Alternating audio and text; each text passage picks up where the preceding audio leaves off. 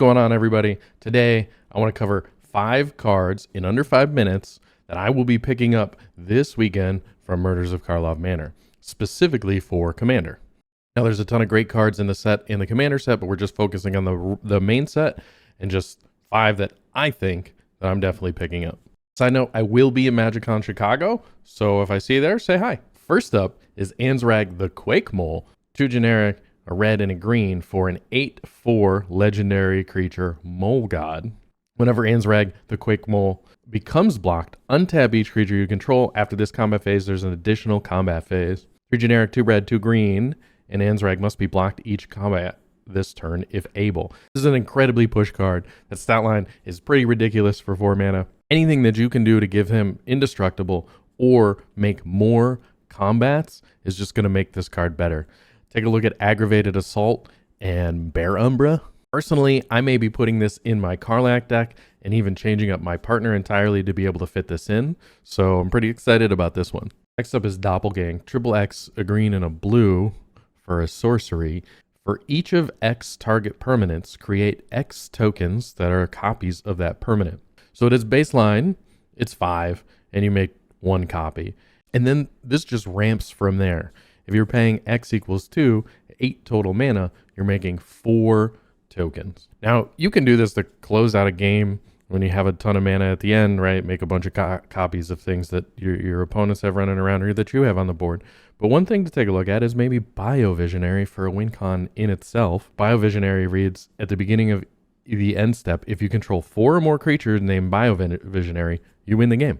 So that's an easy win. Have that on the board. 8 mana later, end your turn. Ideally some no removal, and GG. Next up is Judith Carnage Connoisseur, 3 generic, a black and a red, for a legendary creature human shaman that is 3/4. Whenever you cast an instant or sorcery spell, choose 1. That spell gains Death Touch and Lifelink, or create a 2/2 red imp creature token with, when this creature dies, it deals 2 damage to each opponent. This is great just in any type of spell slinging. Both options are really good. If you're doing some sort of aristocrats where you can sacrifice those imps, even better. If you're doubling up triggers, fantastic. Side note, this was in my limited pool and was a powerhouse there as well. So I'm really excited for this card. Next up is the Pride of Hulklade, 10 generic, a green for a legendary creature, crocodile, elk, turtle that is 2/15. It has, we'll call it the reverse Golta. This spell costs X less to cast, where X is the total toughness of creatures you control, and it has Defender. You can play 2 blue until end of turn. Target creature you control gets +1/+0, gains whenever this creature deals combat damage to a player, draw cards equal to its toughness, and can attack as though it didn't have Defender. So I'm actually going to build a commander deck around this. I do a toughness matter shell, a bunch of treants in it, a bunch of things that make you do damage with your toughness. I really like this in the command zone, just like Golta. Being able to reduce your reoccurring casts of it is really fantastic. I have a Golta deck. The reason why this is exciting too is because then it opens up being able to run blue, and you're not just stuck in mono green. Next we have Delny, Streetwise Lookout, 2 generic and a white for a legendary creature, Human Scout, that is 2/2. Creatures you control with power 2 or less can't be blocked by creatures with power 3 or greater. If an ability of a creature you control with power 2 or less triggers, that ability triggers an additional time. This card is just fantastic.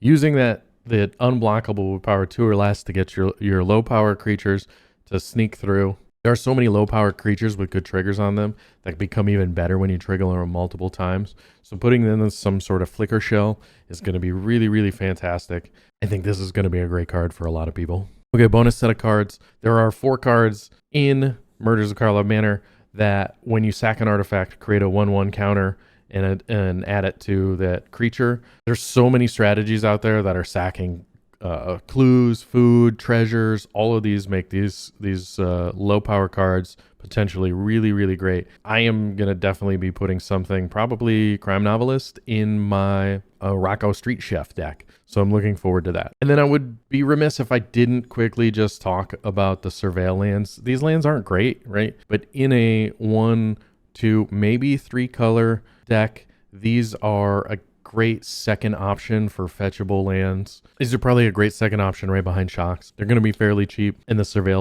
effect is really fantastic. In the right decks, a $1 dual land is going to be fantastic. Thank you for sticking around and watching. Hopefully this was under 5 minutes. Hopefully I'll see you at MagicCon, and hopefully you give the channel a little like and follow, and I'll see you next time.